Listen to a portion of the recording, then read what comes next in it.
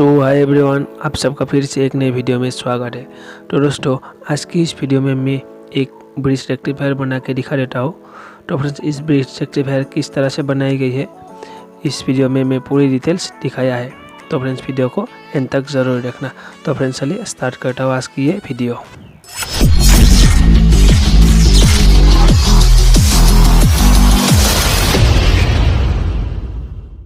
तो फ्रेंड्स, इस bridge rectifier को बनाने के लिए मैं IN4007 डायोड का यूज़ करता हूँ। तो आप लोग देख सकते हो, इसका मैं 7 डायोड यूज़ करूँगा।